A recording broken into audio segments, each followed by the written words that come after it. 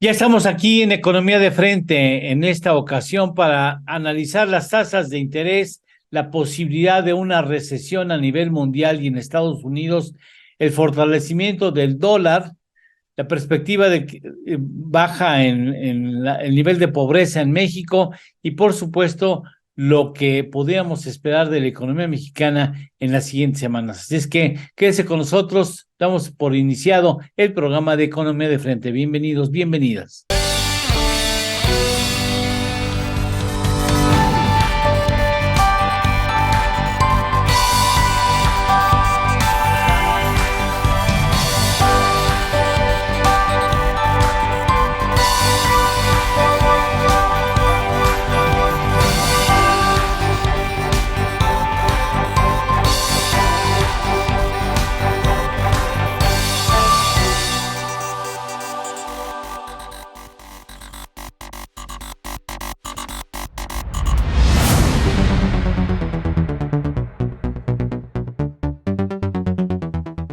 Pues iniciamos la jornada de análisis. Ernesto Félix Santos Hoy, ¿cómo estás? ¿Qué Gusto en tal, saludarte. Eduardo? ¿Cómo están todos? Bueno, ya empieza a haber preocupación por el trayecto de la economía mundial. Entre otras cosas, predomina el incremento en tasas de interés, Europa en recesión, China en riesgo de entrar en deflación con bajo crecimiento, Estados Unidos a una vuelta de página de las elecciones. Bueno, ¿por dónde quisieras comenzar? Muy bien, bueno, pues lo que estamos viendo es un fenómeno que no habíamos observado, ¿no? La Reserva Federal empezó a subir sus tasas de interés, o sea, es la tasa de interés a un día, interbancaria a un día, que se llama fondos federales, desde el 0% hasta el 5,50. Sin embargo, las tasas de largo plazo habían permanecido estables desde hace más de un año, en un rango entre el 3,50 al 3,80. Es decir, no estaban considerando las tasas de largo plazo que el alza de la tasa de un día fuera permanente, sino que ya estaban descontando que la Reserva Federal iba a bajar las tasas próximamente, ¿no? Y eso explicaba por qué las tasas Ujú. de largo plazo estaban tan abajo en relación a la de Es corto plazo, una curva invertida, una ¿no? curva de rendimientos invertida. Lo Y, lógico es que la tasa alta esté a largo plazo y la tasa corta en corto plazo. que la tasa sea más alta a largo plazo, así es que la tasa de corto plazo estaba exactamente al revés, ¿no? Ujú. Entonces, lo que ha empezado a suceder, que es algo que no ha terminado, sino que lo estamos aquí detectando de manera temprana, ¿no? Es que este rango ya se rompió y la tasa ya anda por ahí del 4,25, la tasa a 10 años, del bono del tesoro a 10 años, ¿no? Bueno, ¿por qué se está dando este fenómeno? Ujú. Son varias razones, entre las cuales pues, algunas que ya has comentado, ¿no? Una de las principales razones es porque ha habido revisiones al alza en las expectativas de crecimiento de la Unión Americana. Y pues eso implica que va a ser más difícil que la Reserva Federal baje la tasa de interés. De hecho, hay varios pronosticadores que han abandonado el escenario de una recesión futura. No todos, por ejemplo, nosotros todavía pensamos que sí va a haber, incluso con esta alza de tasas de largo plazo, pensamos que sí va a haber recesión el año entrante, pero hay varios importantes, ¿no? JP Morgan, Goldman Sachs, que están diciendo, no, ya no va a haber este, recesión, sino simplemente va a haber una desaceleración, un aterrizaje suave. Entonces, bueno, esto es uno de los factores que están influyendo. Ahora, ¿por qué está creciendo tanto la economía de los Estados Unidos? Ya lo platicamos aquí la vez pasada. Porque hay programas de política fiscal por parte del presidente Biden, que está poniendo las pilas para poder reelegirse, que son los Bidenomics, ¿no? Es un programa para infraestructura muy fuerte, para modernizar la infraestructura que está pues, ya muy vieja, ¿no? Carreteras, trenes, etcétera. Otro para las energías renovables, porque van decididamente a, a sustituir los hidrocarburos por energías limpias y tratar de defender al planeta. Y un tercer programa que es la intención de reconquistar el liderazgo en los microchips y entonces hay un tercer programa. Bueno, esos programas están con un gasto tremendo que, pues si recuerdan, hubo una batalla de varios meses en el Congreso entre los dos partidos hasta que se le autorizó ya un incremento en el techo de la deuda hasta enero del 2025. Pero ese déficit fiscal pues está pues muy alto, ¿no? Es casi 7% del PIB, 1.7 trillions o 1.7 billones de dólares para una economía que vale 24 billones. ¿Eso qué implica? Que el gobierno necesita más dinero. No, ese incremento del gasto no sale de subir impuestos, sino sale de más deuda. Entonces, eso implica mayor emisión de bonos del Tesoro. Y a mayor emisión de bonos del Tesoro, pues eso implica tasas de interés de largo plazo más altas, ¿no? Un tercer aspecto que también contribuye a esto es que el mercado laboral sigue muy apretado. Los salarios siguen creciendo entre el 4,5 al 5. Entonces eso implica una presión de costos para la inflación. Uh-huh.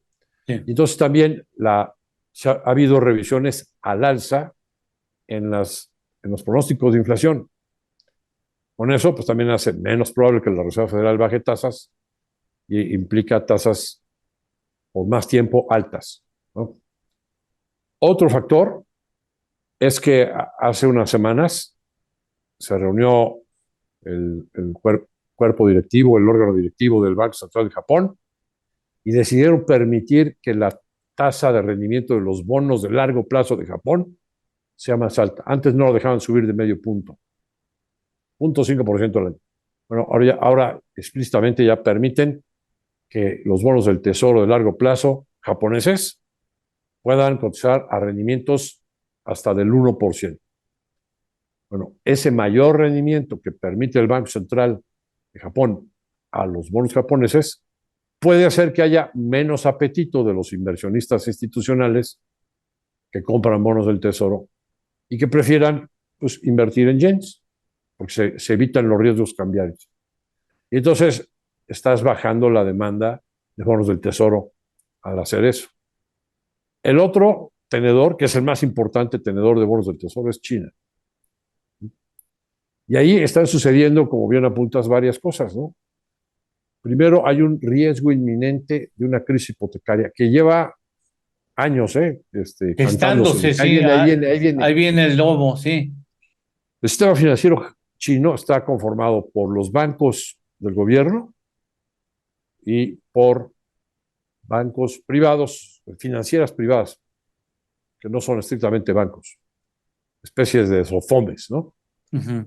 Bueno, esas son las que pueden estar quebrando, es decir, generando una crisis hipotecaria, una crisis financiera en China, y con eso China podría irse a una caída en su actividad económica mucho más fuerte de lo que se estaba estimando. Está Evergrande, que es la principal promotora de vivienda en China y además tiene una filial que es la armadora de autos eléctricos, ¿no? Evergrande también, la parte automotriz de Evergrande, que también podría llevársela entre las patas y es una nación que tiene una cantidad impresionante de deuda, ¿no? China.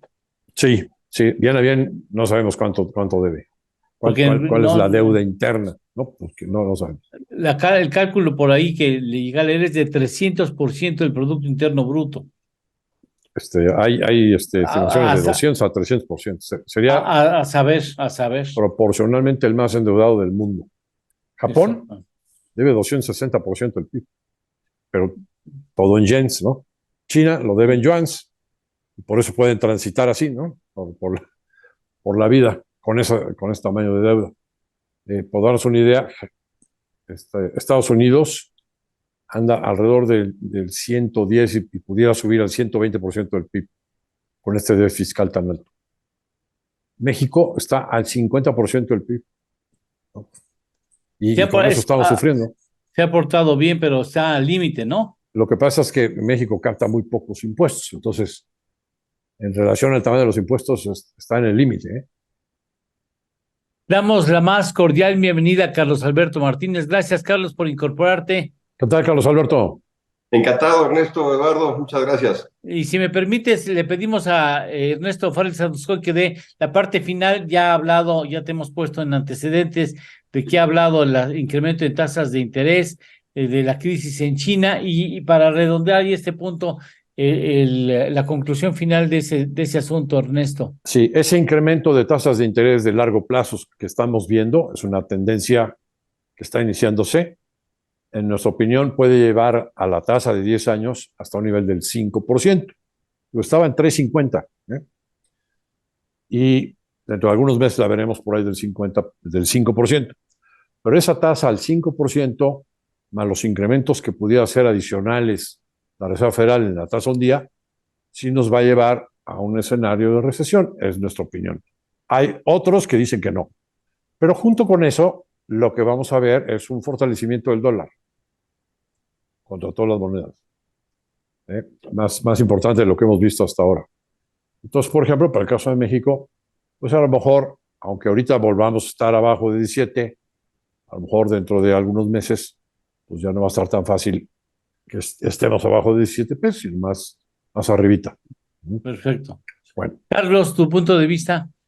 Coincido perfectamente bien con Ernesto que yo creo que sí debe de ir a una recesión. Estaba yo viendo algunas minutas y comentarios de la Reserva Federal en el que sí comentan de la recesión, pero que sería muy suave. Yo no me iría a si suave, mediana o gruesa, sino que me diría yo un poquito a la idea de que ya cuando entres en recesión, ya ahí vemos, ¿no? Porque decir, voy a la recesión, pero va a ser suave, no, yo mejor diría hasta la recesión y ya estando ahí, pues ahí vemos cómo está la fiesta, ¿no? Es como las fiestas, ¿no? Con las fiestas hay que entrar y ya que entra uno ya se da cuenta de qué naturaleza es el asunto. O como cuando dices, este fin de semana nada más me voy a tomar 2 en la boda, ¿no? ¿Para qué dices desde antes, no? Capaz que te tomas y ya. Depende cómo esté, ¿no? Lo que estén dando también. Yo creo que así estamos hablando de la recesión. Yo creo que sí va para allá, precisamente por lo que señala Ernesto, el incremento de tasas es verdaderamente considerable. La inflación, si bien se está notando una tendencia a la baja, todavía está alta y sobre todo el ciudadano norteamericano lo dice. Independientemente que nosotros aquí, los analistas arriba en la estratosfera, veamos, el norteamericano común sí me ha tocado observarlo y se ve que la gente sí está diciendo que las cosas están caras. Está cara la comida, por ejemplo, que es lo que no han alcanzado en Estados Unidos a revertir el incremento de la comida, tal y como lo está haciendo también en México, ¿no? Bueno, sí, lo que está pasando en México y lo que está pasando en prácticamente todo el mundo sigue afectando de alguna manera el asunto del ataque de Rusia en contra de Ucrania. Esto ha encarecido, hay veces que se entorpece el envío de granos de Ucrania hacia el resto del mundo y eso ha generado una inestabilidad en los alimentos a nivel mundial, Ernesto. Sí, fíjate que el año pasado fue de los peores para la cuestión de alimentos. Por ejemplo, en Estados Unidos, ¿no? Tuvimos sequía. Y entonces, pues varios estados de la Unión Americana que son agrícolas, pues tuvieron el agua de los ríos racionada. Así, a ese No me digas, tanto así. Así es, eso en la costa oeste, sobre todo, ¿no? Y el centro. Pero luego en la costa este, en la Florida, pues hubo huracanes devastadores que dieron al traste con las cosechas de la Florida. Y entonces la combinación de ambos, pues fue precios que llegaron a subir. Recuerdo un mes haber visto en lo que le llaman vegetables, 80% de incremento, ¿no? Entonces, eso no se ha podido revertir todavía. Ha sido menor, mucho menor inflación, pero sí por eso la percepción sigue siendo que está la comida cara, ¿no? Sí. Entonces, lo mismo ha estado pasando en México, aunque aquí también nos hemos empeñado en pues con lo de la política de energía, pues estamos a punto de que un panel del TEMEC, ¿no? Nos decrete aranceles para aguacate, para otras cosas. Y luego con lo del maíz transgénico, pues también estamos limitando la oferta de maíz amarillo, que a su vez pues es el alimento del ganado, entonces pues, estamos propiciando inflación a lo tonto, ¿no? Inflación de Claro. alimentos a lo tonto. Sí, efectivamente, y pues el asunto de los alimentos y el costo de los alimentos es un problema mundial, Carlos Alberto. Sí, totalmente. Fíjate que no se ha logrado revertir. En el caso de México lo vemos. Platicamos de que hay la inflación está cediendo, etcétera, pero si nos pasamos al lado de los alimentos, sigue siendo muy, muy alto el precio de los alimentos en México y ya se está reflejando también en el bolsillo de los mexicanos que están destinando una cantidad importante de su ingreso en el consumo de alimentos. Lo mismo lo estás observando en Estados Unidos, ¿no? Entonces, cuando tienes un dinero y tienes que ir a repartir tu 10 pesos, pues los tienes que ir acomodando en diversos gastos obligados que tienes, vivienda, transporte, etcétera, y el alimento ya se está chupando prácticamente el ingreso tanto de norteamericanos como mexicanos y de otras partes del mundo. Entonces, yo creo que el escenario que nos decía Ernesto de incrementar tasas hacia adelante todavía de manera importante en Estados Unidos, a mí me parece que sí, al menos allá lo van a seguir haciendo. Bien, recesión suave, Ernesto. Fíjate que ya los pronósticos de unos u otros no difieren mucho, aunque para unos va a haber recesióncita ligera, Sí, para otros va a haber desaceleración, aterrizaje suave, ¿no? Y sí. pongo como ejemplo, pues hay quien pronostica recesión y quien no pronostica recesión y están estimando el mismo PIB. ¿Cómo? Para el año entrante. Si uno está en más 0.5 y el otro también. Nada más que uno ve recesión y el otro no. ¿Por qué? Bueno, pues porque depende dónde ubiques que empieza y termina la recesión o no hay recesión, ¿no?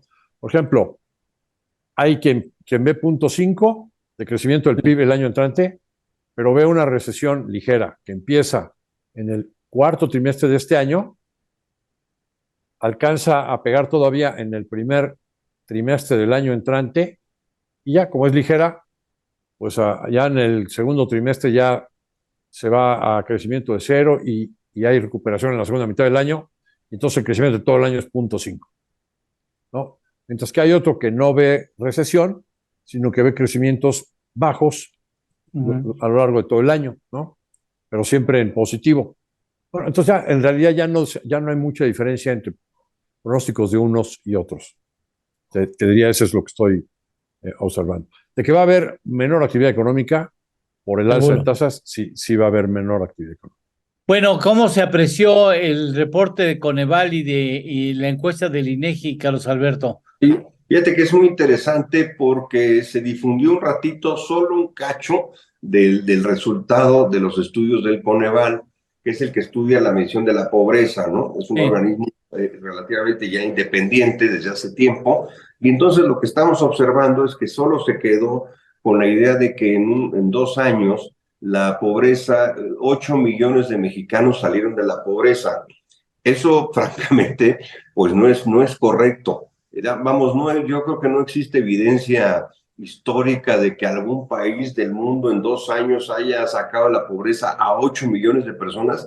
Tendríamos que revisar, pero todos serían como milagros, así como la Alemania previo a la Segunda Guerra Mundial, Japón después de la Segunda Guerra Mundial, algo así, ¿no? Pero la verdad no me checa. Entonces, revisando China, pues, revisando los datos, podríamos pensar que más bien lo que ocurrió es que la gente que está en niveles de extremísima pobreza, que sí hay que reconocerlo aquí en el programa, gente que no sabe hablar ni siquiera el castellano, el idioma español, gente que anda descalza, etcétera, esa gente no cambió su estatus en estos últimos 2 años, ni siquiera en los últimos 4 años. Entonces ellos pues sí se mantienen desafortunadamente en las condiciones en las que están, y lo que sí hubo fue un incremento en el ingreso de un segmento muy importante de la población, que no es lo mismo que salir de la pobreza. Tienes un poquito más de ingreso, pero tienes otros factores que no se te han cubierto. Típicamente el que hemos analizado es el de la salud, ¿no? Prácticamente cerca de 22 millones de personas, 22% de la población de México se quedó sin servicio de salud en estos años. Y eso pues es un factor que te lleva a considerar cierto nivel de pobreza. Entonces recibimos más ingresos los mexicanos, pero esto es producto Primero, del incremento forzado de salarios mínimos que se dio en el gobierno del presidente López Obrador, que dices, pues está bien porque el mínimo aumentó, pero el problema, Ernesto Eduardo, es que se compactaron los salarios medios, porque si yo soy un empresario y no estoy creciendo, hay que recordar que el crecimiento de la economía de México en el promedio es cero. Entonces, si no hay crecimiento, si yo no estoy vendiendo para sacar mis gastos, mis utilidades, y me obligas a subir el salario mínimo, lo que tengo que hacer, porque como esto es por ley, lo que tengo que hacer es subir el mínimo para obedecer la ley, no vendo y entonces mejor compacto a los de arriba no les subo.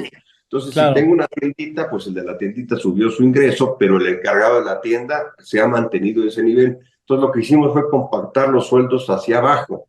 El segundo elemento es, desde luego, las remesas, que lo hemos comentado por todos lados.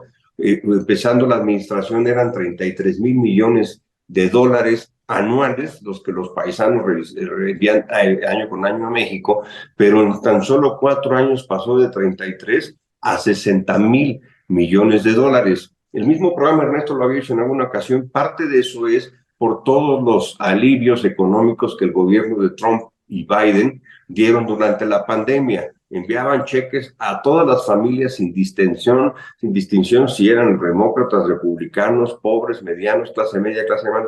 Todo el mundo recibió su cheque, migrantes, ilegales, legales. Pero eso tampoco significa el doble. Infortunadamente estamos viendo los estudios de Reuters, esta agencia de noticias económicas internacionales, en donde ya señalan la presunción de que también en ese envío gigantesco de dinero de Estados Unidos a México puede haber ya algún componente de dinero ilegal, sobre todo porque se está viendo de dónde va bajando. Típicamente baja de Los Ángeles, de San Antonio, de Houston, Chicago, y ahora está bajando de otras latitudes que no suelen ser... Donde no hay tantos mexicanos. Exacto, correcto. Entonces, eso ya está llamando la atención. Ya los expertos le están pidiendo a la Secretaría de Hacienda y a la Comisión Nacional Bancaria y de Valores que debe explicar al detalle de dónde provienen las remesas. Es demasiado. Duplicar en 4 años el monto de envíos es verdaderamente una cifra de escándalo. 60,000 millones de dólares por año, pues es un dineral. Y la otra se debe también a los programas sociales, ¿no? Que desafortunadamente no han llegado a estos 14 millones de habitantes que no hablan español. A esos prácticamente no les ha caído un centavo, solamente han recibido ayudas de gobierno, pues las zonas semirurales y urbanas en torno a las grandes ciudades son las que han recibido estos apoyos. Entonces sí vale la pena precisar, no salieron 8 millones de pobres de la pobreza, personas de la pobreza, sino hubo incremento de ingresos debido a estos 3 componentes. Quería yo precisarlo. Sí, muy oportuno. Muchas gracias. Ernesto, parte final del segmento. Si comparamos digamos, el nivel de vida de la gente en relación a cómo estaba hace 4 años, por ejemplo, en salud, como comentaba Carlos Alberto, o en educación, o en seguridad, la verdad es que la administración está dejando mucho a deber, ¿no? Se han subido los ingresos, algo por las dádivas clientelares de gobierno, algo por las remesas, algo por el incremento por decreto del salario mínimo y algo por el propio crecimiento de la economía. Y ahí es a donde ahorita quería enfocar mi comentario. Los datos de la industria de la construcción para el mes de junio nos están reflejando qué es lo que está sucediendo, que creo que ya habíamos comentado algo la semana pasada, pero estamos viendo un crecimiento del gasto de la construcción de alrededor del 24% anual. La construcción tiene varios segmentos, ¿no? El que más está creciendo es la obra pública, 72% anual, ¿no? Y eso explica también por qué está habiendo algo de crecimiento en nuestro país. Como que al presidente ya le agarró la prisa y sabe que si quiere ganar las elecciones, pues tiene que haber actividad económica. Y pues el detonador de mayor actividad económica y de empleo, por excelencia, es la construcción. Y como no hay construcción residencial privada, porque hay mucha desconfianza todavía, y por la inseguridad, la falta de Estado de Derecho, pues entonces las obras de gasto de inversión pública son las que están ahorita pues haciendo de un motor económico para la economía en su conjunto. Bien. Pues hemos llegado al final del programa. Un agradecimiento muy especial a Carlos Alberto Martínez por su esfuerzo de estar aquí con nosotros y también a Ernesto Fárez Santos. Muchas gracias y hasta la próxima semana. Analizaremos la economía mundial y nacional, pero ya será en 7 días más. Gracias. Que estén bien. Hasta luego. Hasta luego. Carlos Alberto.